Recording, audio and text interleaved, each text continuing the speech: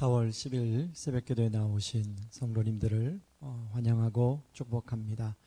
오늘 우리가 함께 말씀 보기 전에 잠깐 기도하겠습니다. 고마우신 하나님 아버지, 오늘 또 귀한 날을 우리에게 허락하여 주셔서 감사합니다. 이 날 우리가 주님 앞에 나아갑니다. 주님 말씀으로 우리를 붙들어 주시고 우리가 또 기도할 때 성령님 함께하여 주시옵소서. 예수님 이름으로 기도합니다. 아멘. 오늘 우리가 함께 살펴볼 하나님의 말씀은 신명기 25장 1절에서 19절 말씀입니다. 신명기 25장은 구약성경 299페이지에 있습니다. 25장 1절부터 19절 말씀 제가 읽겠습니다. 사람들 사이에 시비가 생겨 재판을 청하면 재판장은 그들을 재판하여 의인은 의롭다 하고 악인은 정죄할 것이며, 악인에게 태형이 합당하면 재판장은 그를 엎드리게 하고 그 앞에서 그의 죄에 따라 수를 맞추어 때리게 하라. 40가지는 때리려니와 그것을 넘기지 못할지니 만일 그것을 넘겨 매를 지나치게 때리면 내가 내 형제를 경히 여기는 것이 될까 하노라. 곡식 떠는 소에게 망을 씌우지 말지니라. 형제들이 함께 사는데 그중 하나가 죽고 아들이 없거든 그 죽은 자의 아내는 나가서 타인에게 시집가지 말 것이요, 그의 남편 형제가 그에게로 들어가서 그를 맞이하여 아내로 삼아 그의 남편의 형제된 의무를 그에게 다 행할 것이요, 그 여인이 낳은 첫 아들이 그 죽은 형제의 이름을 잊게 하여 그 이름이 이스라엘 중에서 끊어지지 않게 할 것이니라. 그러나 그 사람이 만일 그 형제의 아내 맞이하기를 즐겨하지 아니하면 그 형제의 아내는 그 성문으로 장로들에게로 나아가서 말하기를 내 남편의 형제가 그의 형제의 이름을 이스라엘 중에 잊기를 싫어하여 남편의 형제된 의무를 내게 행하지 아니하나이다 할 것이요, 그 성읍 장로들은 그를 불러다가 말할 것이며 그가 이미 정한 뜻대로 말하기를 내가 그 여자를 맞이하기를 즐겨하지 아니하노라 하면 그의 형제가 그 형제의 아내가 장로들 앞에서 그에게 나아가서 그의 밭에서 신을 벗기고 그의 얼굴에 침을 뱉으며 이르기를 그의 형제의 집을 세우기를 즐겨 아니하는 자에게는 이같이 할 것이니라 하고 이스라엘 중에서 그의 이름을 신벗김 받은 자의 집이라 부를 것이니라. 두 사람이 서로 싸울 때에 한 사람의 아내가 그 치는 자의 손에서 그의 남편을 구하려 하여 가까이 가서 손을 벌려 그 사람의 음낭을 잡거든 너는 그 여인의 손을 찍어버릴 것이고 내 눈이 그를 불쌍히 여기지 말지니라. 너는 내 주머니에 두 종류의 저울추 곧 큰 것과 작은 것을 넣지 말 것이며 내 집에 두 종류의 돼 곧 큰 것과 작은 것을 두지 말 것이요, 오직 온전하고 공정한 저울추를 두며 온전하고 공정한 되를 둘 것이라. 그리하면 내 하나님 여호와께서 내게 주시는 땅에서 내 날이 길리라. 이런 일들을 행하는 모든 자, 악을 행하는 모든 자는 내 하나님 여호와께 가증하니라. 아멘. 오늘은 국회의원 선거를 하는 날입니다. 나라의 입법을 할 중요한 사람들을 뽑는 날이죠. 어떤 사람들이 세워지느냐에 따라 어떤 법이 만들어지느냐 하기에 굉장히 중요한 날이라 할 수 있습니다. 예를 들면 동성애에 관련된 이슈가 사회적으로 굉장히 민감하고 그것이 우리 사회의 다음 세대에, 아니 우리 세대에 영향을 미치게 되기 때문입니다. 이것은 이미 미국이나 선진국들이 다 겪는 문제들이죠. 그런데 우리나라도 몇 년째 동성애에 대하여 인정하는 법이 계속 입법이 되려고 하는 상황에 있다는 것을 여러분 아실 것입니다. 이처럼 우리는 사회의 구성원이기 때문에 이 사회가 어떤 것이 기준이 되느냐 굉장히 중요하죠. 이런 면에서 하나님 역시 우리가 살아가는 세상이 올바른 세상, 올바른 문화가 만들어지기를 바라셨습니다. 이런 면에서 오늘 본문에서 이스라엘 사람들에게 몇 가지 중요한 말씀들을 하시고 있습니다. 첫째는 공정한 재판과 형량에 대하여 말씀합니다. 재판장은 공정한 재판을 해야 한다는 것입니다. 죄가 없는 사람은 의인, 죄가 있는 사람은 악인으로 재판하되 악인은 벌을 주어야 하지만 아무리 죄가 있을지라도 태영이 40대가 넘으면 안 된다고 말씀합니다. 그런가 하면 곡식 떠는 소가 곡식을 먹지 못하도록 그 입에 망을 씌우지 말라고 하는 것이죠. 동물 학대를 하지 말라는 것입니다. 그런가 하면 형제 중에 한 명이 먼저 죽으면 그 남은 형제 중에 한 사람은 죽은 형제의 자손을 이을 수 있도록 죽은 형제의 아내와 결혼하여 자식을 그 죽은 형제의 이름으로 낳으라는 것입니다. 자신이 남편과 싸운다고 또 상대방의 자신의 남편이 싸운다고 해서 상대방 남자의 중요한 부분을 손으로 타격해서는 손해를 또 입혀서는 안 된다고 말합니다. 왜냐하면 그 남자의 중요한 부분은 자녀를 낳는 자녀를 낳는데 지장을 줄 수 있기 때문입니다. 그런가 하면 공정한 처우추를 가지고 정직한 상거래를 할 것을 또 말씀하죠.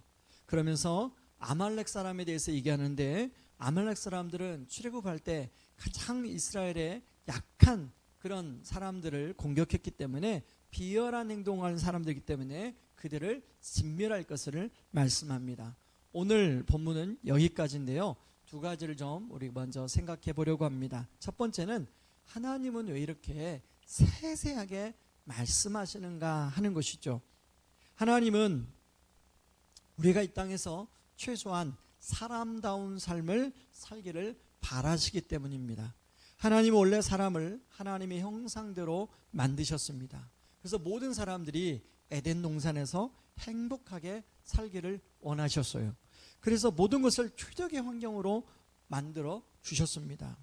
그런데 문제는 선악과 사건 이후에 사람 안에 자기 중심성이라는 죄가 들어오므로 사람들은 하나님이 정해주신 뜻이 아니라 자기 생각과 자기의 뜻대로 살게 되었습니다.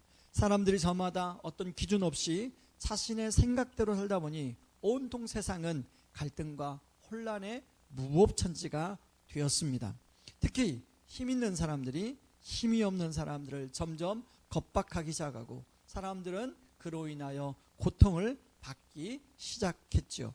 심지어는 옳고 그름을 갈라야 되는 재판하는 데까지 영향을 미치게 되었습니다. 돈 있고 힘 있는 사람들은 죄를 지어도 벌을 받지 않고 빠져나가고 돈 없고 힘 없는 사람들은 죄가 없음에도 형벌을 받는 일들이 생기게 된 것입니다.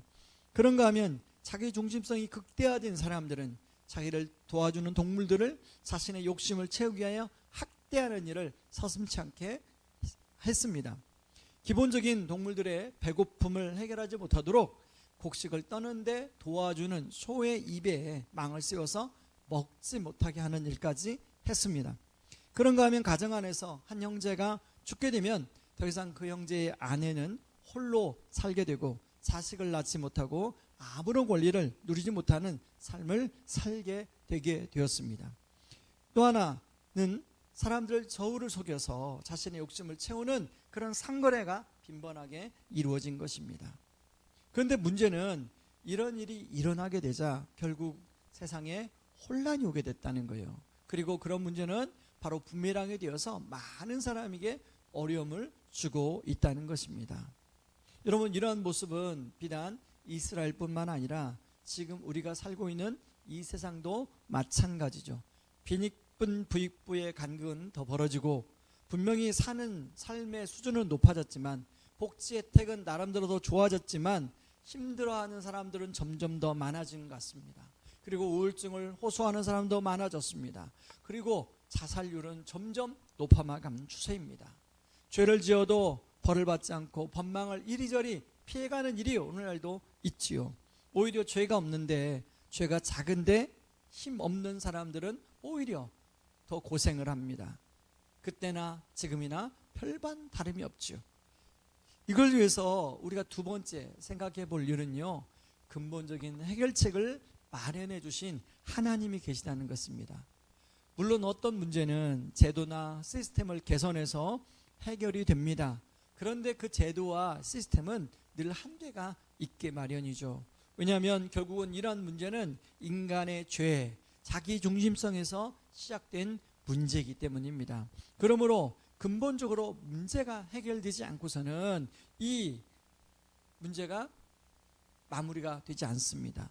일반적으로 죄를 지으면 누군가가 그의 그 죄를 대가로 벌을 받아야 되죠. 근데 그것을 그 죄를 지은 사람이 받게 되면 그 사람이 감당할 수가 없습니다. 그래서 사람들은 할 수만 있으면 자신의 죄를 인정하지 않으려 하죠.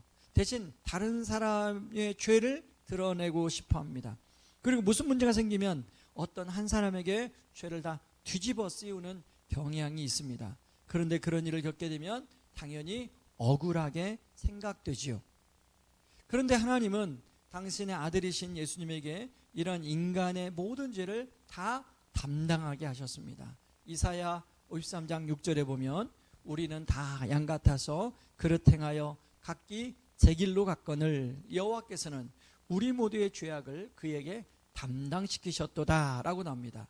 그런데 죄라면 끔찍할 정도로 싫어하시는 성결하신 예수님이 이 하나님 말씀에 순종하셔서 인간의 죄를 다 대신 뒤집어 쓰셨습니다. 그리고 십자가에 못 박히심으로 그 죄값을 다 치루어 주셨죠.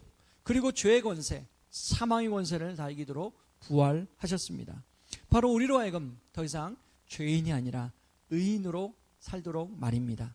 그래서 베드로전서 2장 24절에 보면 친히 나무에 달려 그 몸으로 우리의 죄를 담당하셨으니 이는 우리의 죄에 대하여 죽고 의에 대하여 살게 하려 하심이라. 그가 채찍이 맞음으로 너희가 나음을 입었다라고 나옵니다. 그러므로 우리는 예수님을 통하여 의에 대하여 살 수 있는 길이 열리게 된 것입니다. 더 이상 내가 주인이 되는 삶이 아닌 예수님이 우리의 주인 되는 삶을 살게 된 것입니다. 그렇기 위해서는 내 힘과 의지와 결심만으로는 이렇게 살 수 없지요.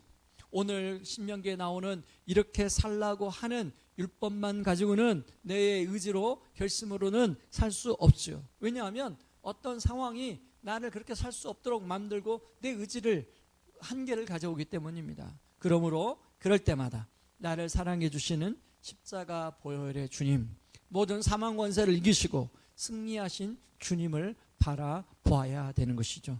주님은 이 모든 일에 우리가 하지 못하는 온전한 순종을 하셨기에 우리가 그분의 뜻대로 살도록 도와주시는 분입니다. 거기에 성령님도 함께 도와주시죠. 그래서 우리의 삶 속에 여러 상황 속에 하나님의 뜻을 이루며 살도록 해주시는 것입니다. 하나님 나라는 하나님을 믿는 사람이 하나님의 뜻대로 순종하며 살아가는 하나님의 땅이죠.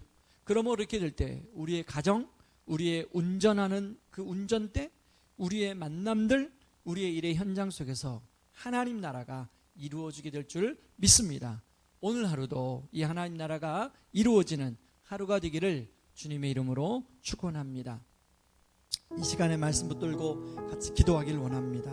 시간에 기도할 때 하나님 아버지, 우리의 의지와 결심이 아닌 십자가의 보혈, 부활의 주님을 바라보며 성령님을 의지하여 내가 살아가는 그곳에 하나님 나라를 이루며 살게 하여 주시옵소서. 위에서 기도하고, 두 번째, 하나님 오늘 이제 선거날인데 좋은 지도자들이 각 지역마다 잘 세워지게 하사 하나님 우리나라에 정말 꼭 우리 국민들을 위해서 필요한 법들이 잘 세워질 수 있게 하여 주시옵소서. 우리 같이 한번 합심해서 기도합니다. 같이 기도하겠습니다.